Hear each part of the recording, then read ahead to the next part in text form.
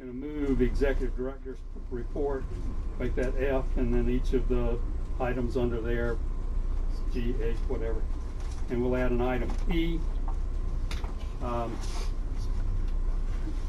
personnel action. If there's no objection to that, and no other changes, the agenda will stand approved by acclamation. Previous minutes, you received a copy of the previous minutes a week or so ago. Are there, if there are no changes, additions, corrections to the minutes, they'll stand approved as presented. We've got committee reports, the Susan, the Museum and Education. Good morning. Good morning. We had a great meeting yesterday, lots of exciting things going on, and I'm going to call on Keith to talk about education for a minute and then introduce some of our newest friends in education department. Yeah, right. I think we have probably one of the strongest staffs right now that I've ever had. One of the persons not here is Ned Forney. He was actually, I took his job. He was the director of education for 7 years prior to my arrival. But I have Hannah Gibbons, who's leading all of that. I have Erin Franklin, who is our top simulator, and Tammy Green is doing all the logistics. She's the one who's responsible for coordinating all the schools, working with all the groups. So that's the 4 key players that are good. The most exciting thing is next week we're putting the Flight Academy out to probably the biggest test. A lot of people are going to be coming in to see this. We have 10 schools coming in from the upstate that are going to be competing against everybody. What's kind of interesting about it, in working with Gina and her staff, is they're sharing a bus. And we think we've kind of accomplished one of these problems with transportations. So they've got a bus that's going to be picking up students from 3 different schools. So I think in the future, in using the Flight Academy with this competition, the cool thing about this competition is it's a curriculum that we're proposing to the state next year to be incorporated in the high school curriculums. And the Flight Academy will be the central, Patriots Point will be the central for this competition going forward. So we hope that this grows and grows into a multi-day thing. So it's been phenomenal working with Gina's staff, with these individuals, and you're all welcome to come. The real part of the competition is Wednesday from about... starts at 8 a.m. and goes till, awards would be at 3 o'clock. 3 o'clock. So, and at 12 o'clock, General Livingston has agreed to come speak to these students. Anyway, that's it. And the good news is the kids start coming back February 1st, and we're booked solid all the way through May. So it's going to be madhouse right here. Wow. Yeah, how about that? Thank you. Thank you. Thank you. So that's isn't that great? So that's exciting about the Flight Academy, first of its kind, and the support that he's gotten for that, I think, will lead to a lot more. We also, in education, we looked at the EIA money that is in our appropriation, and then also in our reserve fund, and discussed, had a good discussion about how to best spend those funds, after funding the programs and the kids coming and all, and those people. So we discussed it. We are going to be discussing it more, and hopefully connecting with Meredith, who I'm getting ready to introduce in just a second, and the museum department to use for exhibits to make them appropriate and more, to really mesh with the education programs. And also they would be upgraded, hopefully with some sort of technology that makes them, for the regular visitor too, they can, upgrade all of it. So Meredith, who is our museum's collections person, met with us yesterday and brought 3 documents for board approval, and we talked about those yesterday and reviewed them and took a look at them, and these submissions are to the Smithsonian and also to the American Alliance of Museums, and they set the table for us to get into the greater museum world of sharing artifacts, borrowing artifacts, and to do that we've got to really show that that we are adhering to a lot of what those huge policies are in this bigger world. The three plans are for a collections management policy, a museum disaster preparedness and recovery plan, and then also there's a code of ethics. Zeb is going to be looking through it and helping Meredith with the verbiage, and that's a real huge step forward for us in the museum world. So we're excited about that. Thank you, Meredith. Are there any questions? Ask her. That's complete. I think that's it. Thank you, Susan. Finance, Darwin? Thank you, Mr. Chairman. If you take a look at the first 6 months of this year, it shows that we only made $76,000. The real story is we paid $1.6 million for disposal of the Clemabore, and we sent $860,000 back to the state of South Carolina for the Laughing Loan. So, needless to say, we made actually more than $2.5 million. So we're really doing good financially.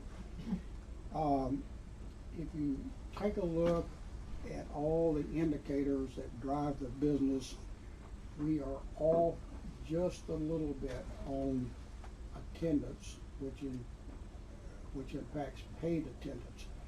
However, if you take a look at what we're experiencing in January, those numbers are improving dramatically, and what little we're off will probably make up. So financially, we are in an excellent position. Any questions? Any questions for Darwin? Hearing none. Thank you, Darwin. Thank you. Now for the new item on the agenda, the chair will entertain a motion concerning our executive director search. Yes, Mr. Chairman, I'd like to make a motion that we approve a new executive director for Baker's Point. You want to name that executive director? Yes, I'm sorry, Allison Hunt. Is there a second? Second. All in favor? Is there any discussion? Hearing none. All in favor of Allison as the new executive director, signify by raising your right hand. Is there a voice? Aye. The ayes have it. It is unanimous. Thanks, Deb. And congratulations, Allison. Thank you so much. I'm so excited.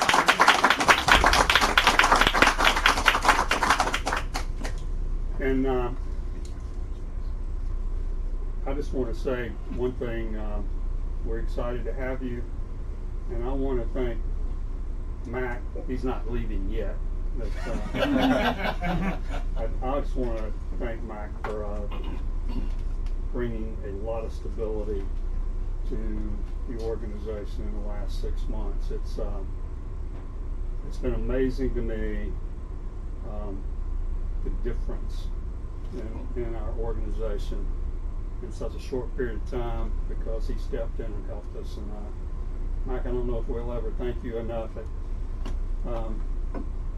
for these 6 months.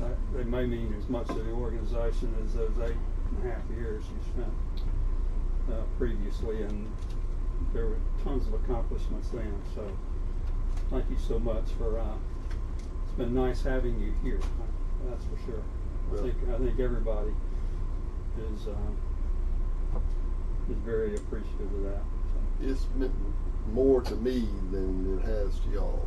I can't figure out what to tell you that, but especially being able to reconnect with so many old friends here and so many new ones, it's made the job easy and incredibly pleasurable. I appreciate the opportunity, and I look forward to watching things get better and better here.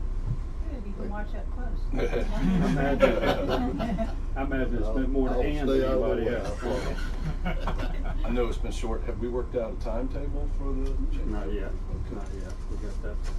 Mac has agreed to stay on for a bit and We'll be help the seeing. transition. For a while.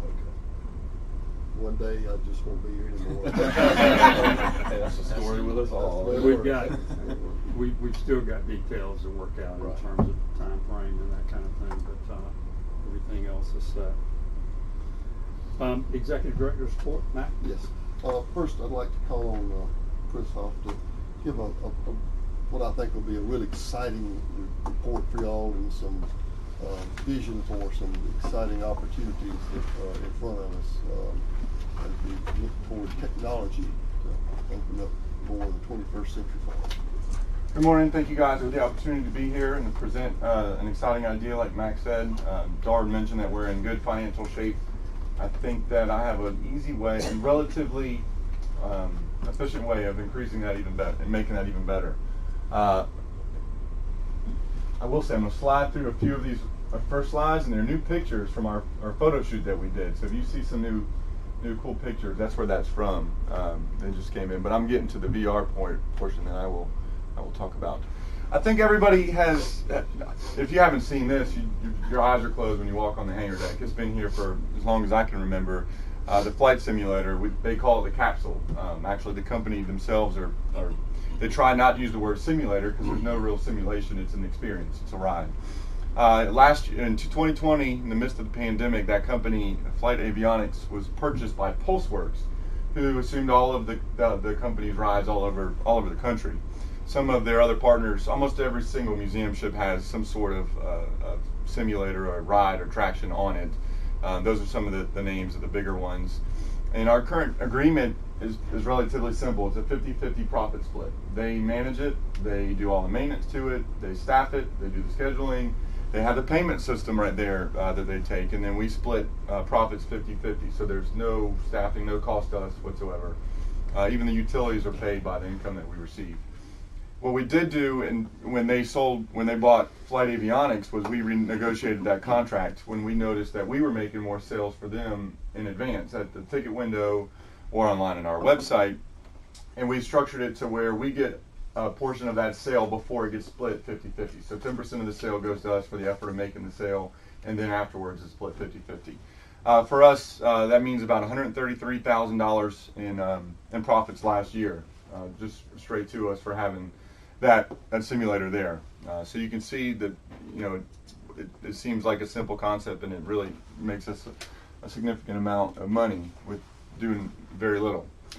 In December, just before the holidays started, I went to Georgia. I've been looking for a way to enhance this. The capsule itself is older, and I know that it'll be another year or two. They're contractually bound to update that capsule, and because of their own staffing problems, the engineers that they need to do that aren't there, but they have rehired some engineers and are working to develop the next stage of the capsule that we have now. But in the meantime, there's other things that they offer that are small in footprint, but that make an immediate difference.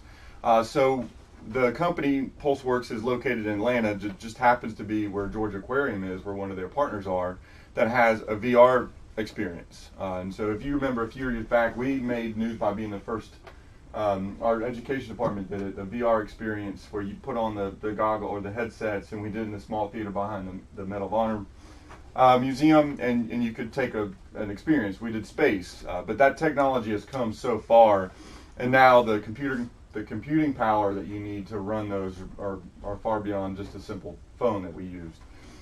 So what they have done is they've created this platform of 4 seats that moves. So as you look and you experience the simulation, the chairs are actually moving with you. The company themselves does all the look and feel and design work. Their staff manages all of the working and staffing of the actual simulator itself. And then this is how the Georgia Aquarium promotes it. They have a special spot on their website where you can do it in advance. So I went there to see what it was like. This is the Georgia Aquarium where I watched a father and son. It was a pretty slow day in December when I went to the aquarium.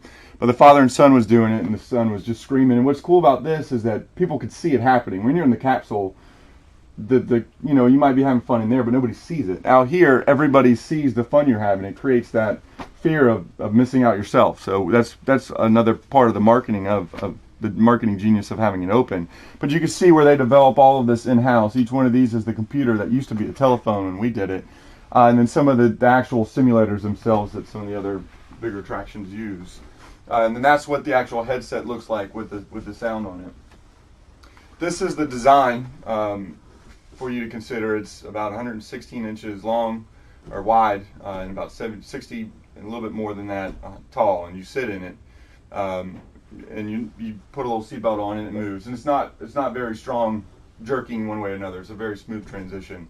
I've already worked with our operations department to make sure that we had the capacity for the power needs that they need to draw. This is what their staff drew this out as a proposal to what they would do. This is our current simulator. What they think that they could do is put the VR platform in front of the simulator. And right now, if you go by, it's not very customer friendly. Their staff members pushed way in the back, and they have a computer, and you have to really go to them to offer the sale. So what they'll do is add another kiosk, another line, another staff member that's forward facing right next to where our information desk is. And so if you can consider where the Cougar is right here, the plane that's next to it, this would not protrude any farther than that plane on the hangar deck. So there's not a real concern about flow of traffic right there, and it gets a person out there forward facing to help sales. What does it mean to us? So I vetted it through Mac and asked him if I could ask for your permission in continuing this project forward and negotiating a contract with them. A typical ride for our experience now in the simulator is $6 to $7. This is what they call a luxury ride, where the price is a little bit more. So in this case, we have pricing power. We could set it whatever we want to and still have the same terms. But typically a ride like this is between $12 and $14. It's not a large extension of the footprint. PulseWorks would build the platform at no cost to us. And what they've offered, and I've vetted it with Nick to go through the different scenarios of things we could do and make sure that it was the best terms for us, and it was, is instead of a 50-50 split at the beginning, it'll be 60-40 in their favor until they pay off the cost of building the platform.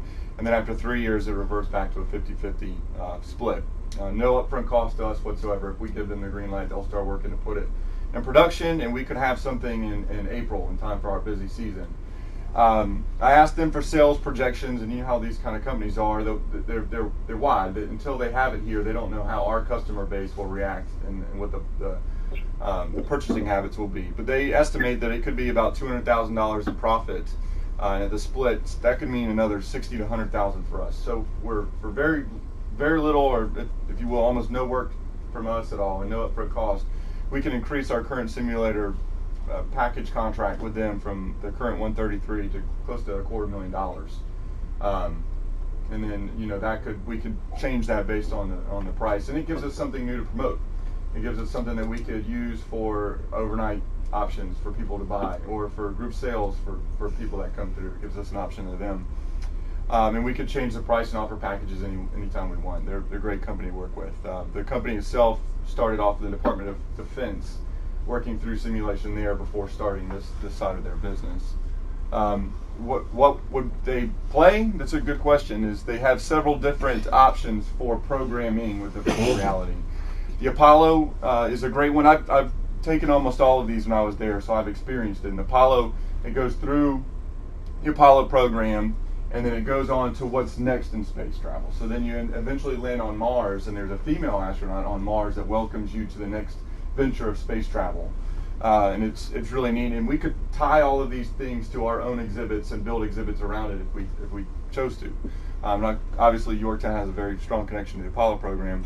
And then Tank Commander, this one is neat because it is the Battle of the Bulge, and you're in a tank, and it's a competition. So you're going through a simulation so that you're clearing out so the airstrike can come through, but you're competing against the person next to you, which makes you want to, it's a little bit more excitement to it, and maybe you buy more than one round of rides if you're a competitive person.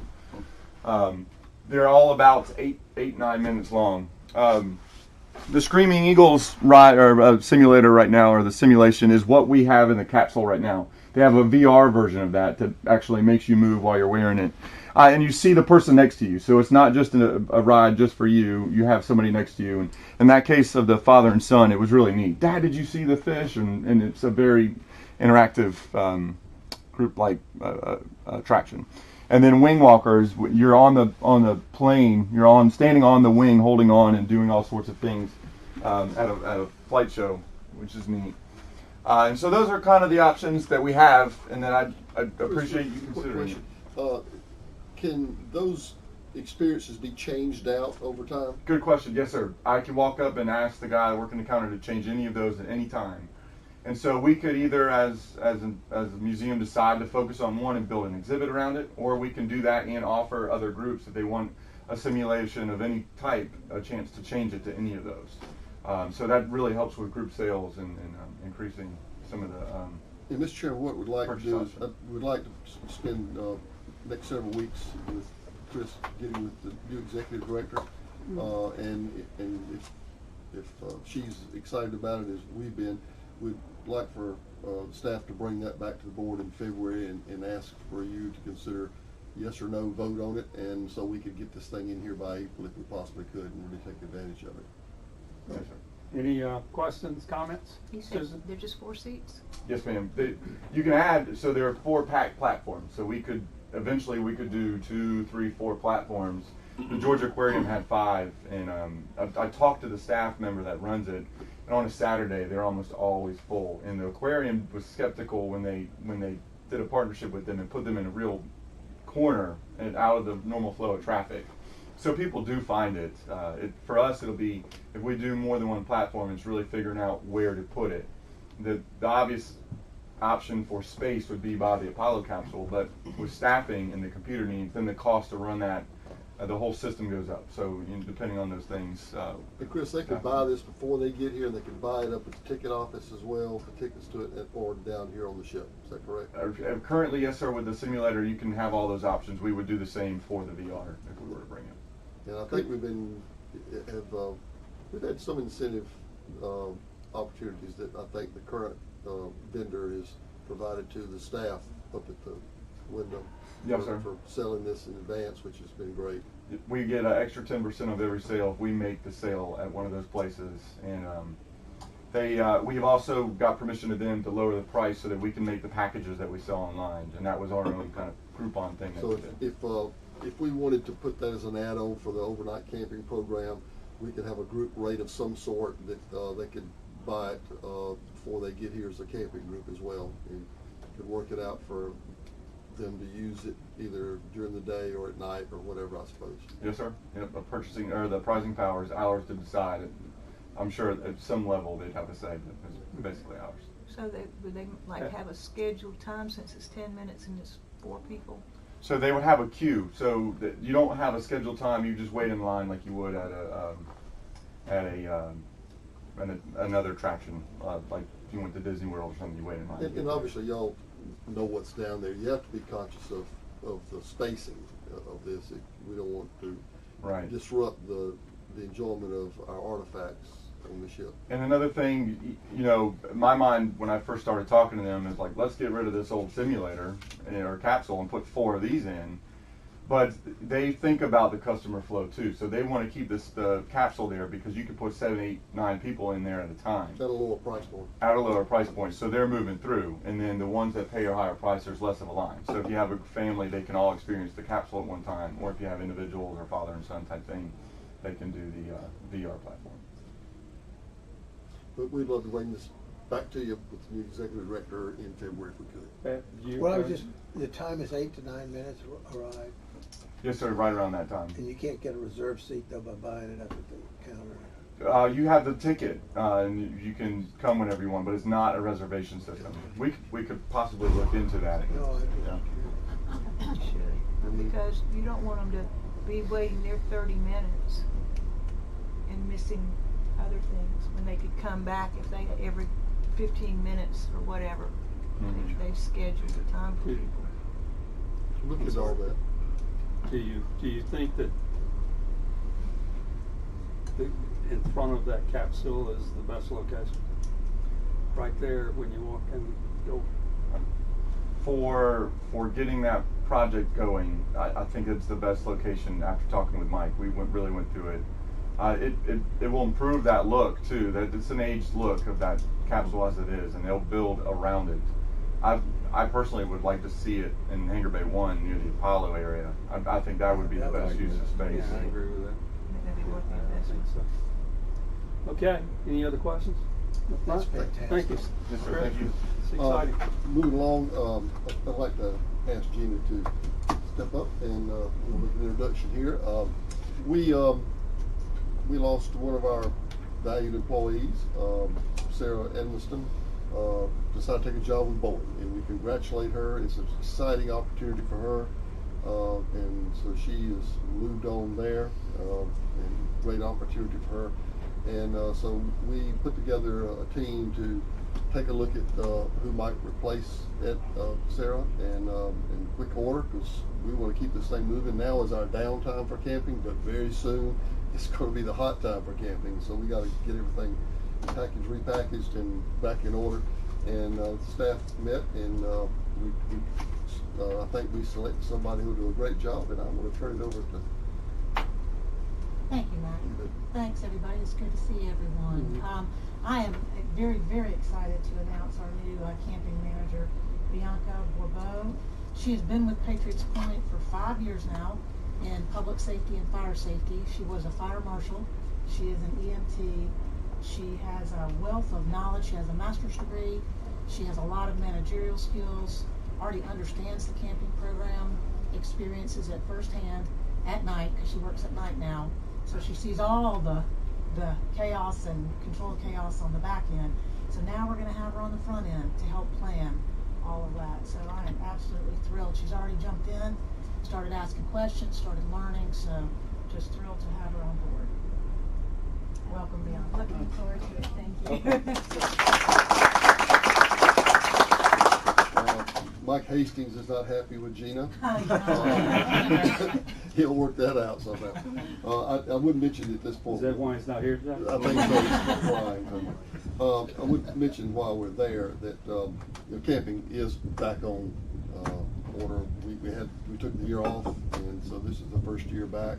And right now, our estimates based on reservations, which are pretty reliable, we should hit over 10,000 campers this year from June 2022 through June 2023, and that would be revenue stream of about $1.2 million. Now, again, with the numbers that have been approved by the board that we think are healthy, manageable numbers at the new price points we've got, we think that we'll easily get up to somewhere around $1.5 million in the coming years as this gets going again. So we're back in order. We've got a new director. So that's right. Well, we used to do 20,000 a year, and frankly, they convinced me. All I saw was numbers and dollar signs, but staff has convinced me that's just too many kids for it to be done safely, and mainly also to really give them a first-rate experience here on the ship.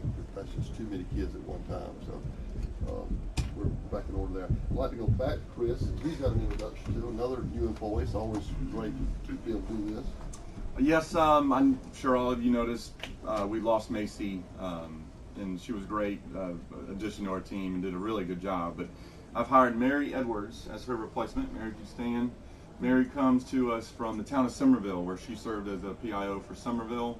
Before that, she was in news in the Myrtle Beach area, and she will be our PIO. So you've already seen some press release come out through her.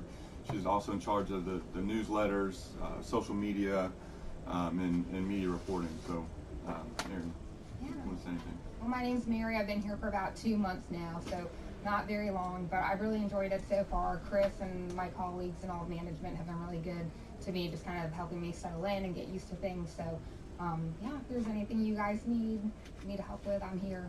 So just let me know. It's been great. Thanks, Mary.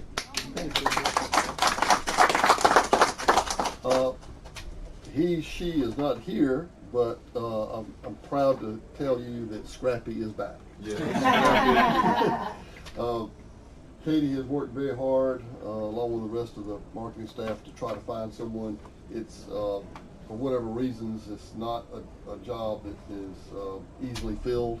but they have found someone to do that for right now, and maybe a second pretty soon. So I think they appeared at the Stingrays game the other night, and so pretty soon we'll be having a schedule where Scrappy will be back on the ship on a regular basis and other events around. So. And Mac, we talked at the board meeting last night. We feel all board members should take a turn. I would pay to see that. If the performance is under par, don't ask any questions. It's all for the team. Well, if it helps, one of the cleaning products you can use to clean the inside of the helmet for Scrappy is vodka. So it might be more fun than you think it is. I'm not sure. At least that's what they tell me anyway. Kind of go over the schedule for the coming weeks and months. We're getting ready to enter, it's almost an unprecedented period from February through April and May here, particularly with events around the ship. First, remind you, probably already know this, but be reminded that on February the 4th, Saturday, 11 a.m., we'll have a memorial service for Mike Sadzina, our incredibly valued 4th at 11 a.m. On the Yorktown in the theater primarily. His wife Mary and her daughters have approved everything. They've worked with Allison with the foundation standpoint on putting that all together, and it's going to be a great celebration of life and what Mike meant to us. So if you can make it, please let me know, and if we'll reserve a seat for you if you can be there.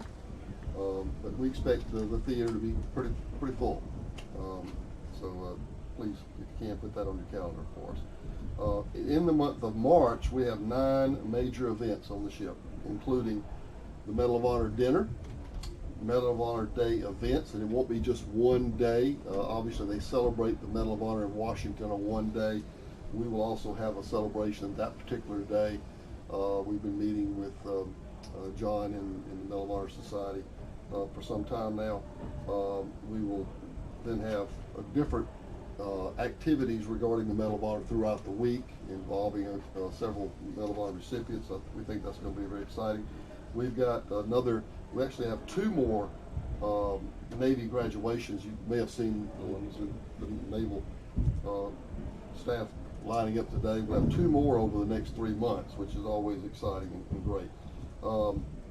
And then also in March is National Vietnam Veterans Day, and that falls right after Medal of Honor, and that is always a big event. We'd love for you to come for that if you could possibly. We've got some plans for some pretty exciting speakers for that as well. I'd also mention, going back to Medal of Honor, the plan is right now that we not only show the movie Devotion, which is about Commander Hubner, who was awarded the Medal of Honor for his actions in Korea, and also his wingman, who was the first African-American Navy pilot. So we celebrate him as well. And the movie will be shown, and the plan is, and we hope it'll work out, that the author will be here of the book Devotion, as well as family members from Mr. Hubner and his wingman's family as well. That's the plan. So that will be pretty special, we think. So if you can be there for that, it'd be great. And of course, in March we'll have the biggest overnight camping month since COVID. And so we'll have a lot of stuff going on then. April, we got 9 other major events, including the anniversary, the 80th birthday of the USS Yorktown. And it will begin with a new exhibit.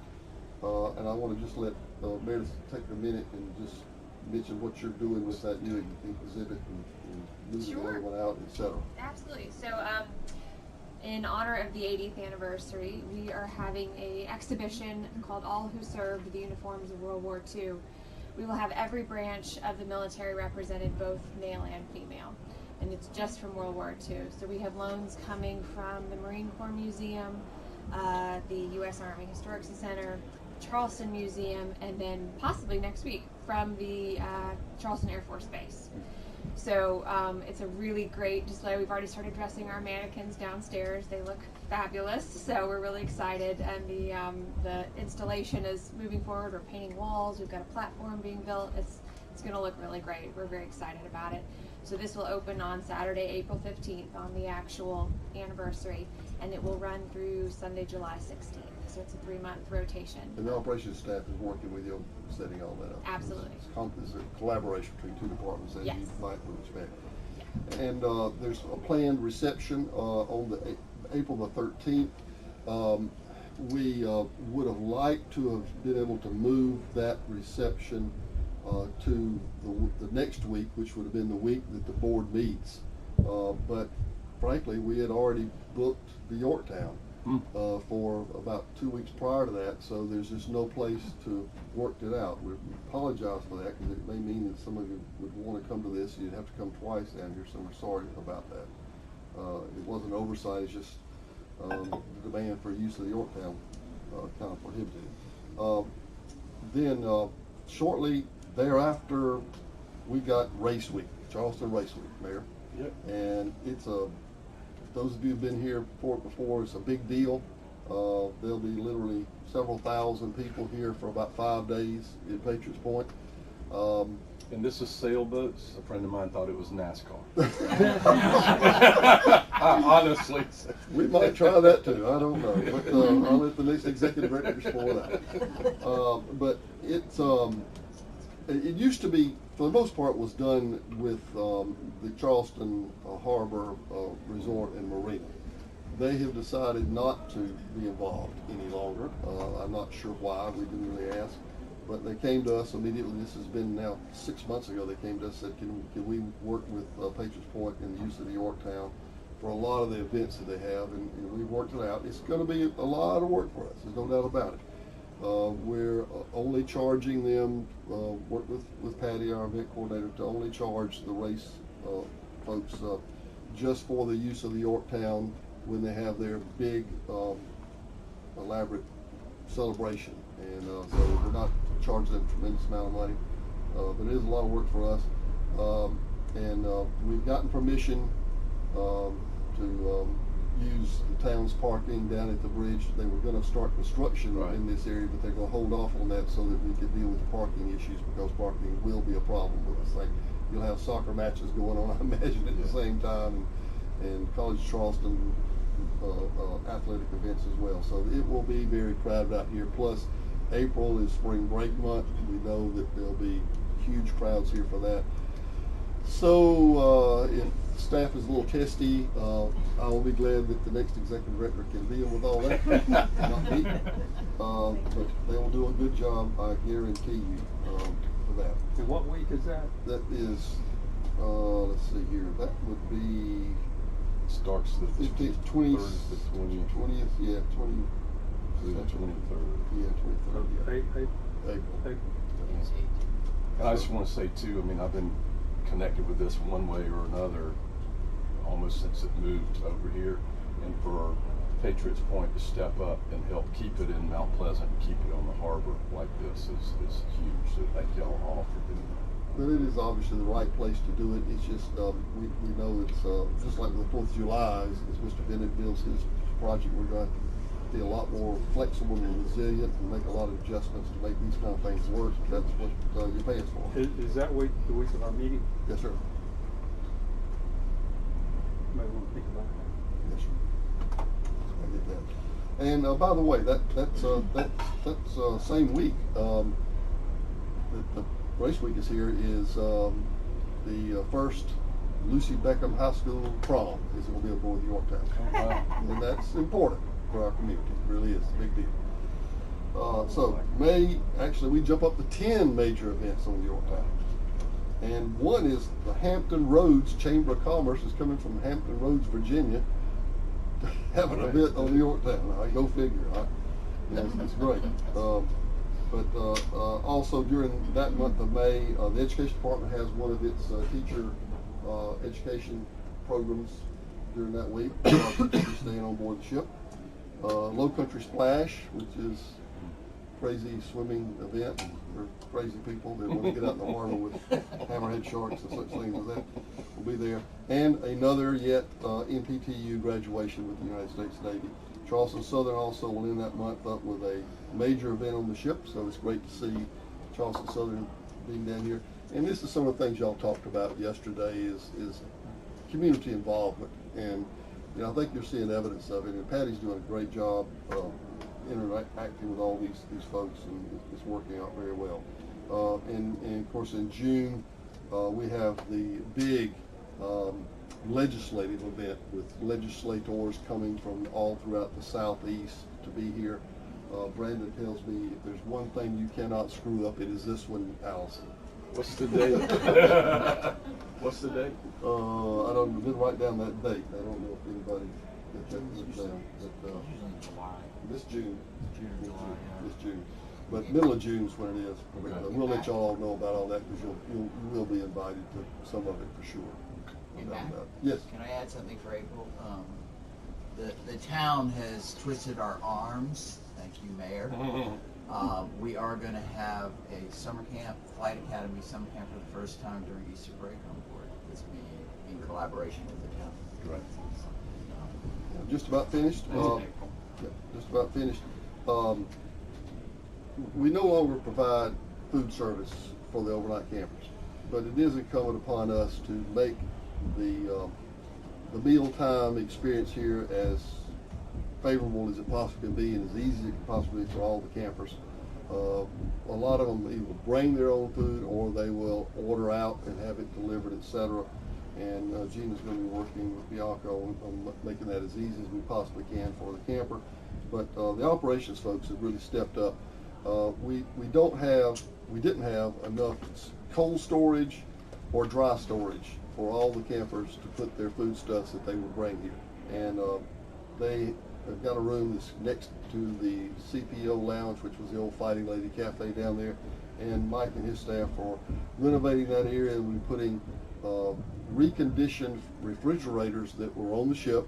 The old cold storage from the USS Yorktown dates back to the 1970s, and they'll be installing those so we can assign each camping group an area, fenced-in area with padlocks on it, and that sort of thing, so they can store their dry food and as well as cold food in those areas. So that makes things a lot more favorable, I think, for the whole meal issue. And operations also working with the museum staff to restore the Apollo capsule. You know, we did that back in 2012 and took that thing out of the corner and made it open to the public, and the kids have enjoyed it tremendously, and they're going to fix it up and add a little panache to it, which will be great, and it certainly will work as we start to experience more and more what's going on at Cape Canaveral and Houston and things like that, so I'm looking forward to that. And last, in the environmental assessment that the governor set up for us with the Office of Resiliency is moving forward. They've been incredibly cooperative, according to Mike. They're here every day, long hours, going all sorts of places, including the normal places that the public goes, checking things out. They will be finished in about 2 more months with the initial report, but it won't be completed really till September is when actually we'll get the final estimates of issues with documenting the environmental assessment. And that's all I have, Mr. Chairman. Thank you, Mike. Any questions of Mike?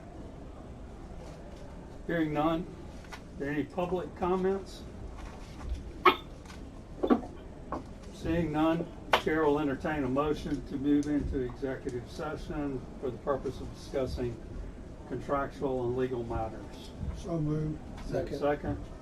It's been moved and seconded. All in favor, raise your right hand. All opposed? Aye. Thank you. All right. Would it be acceptable if our new executive director stepped? Yeah, Okay. I- Okay, got it.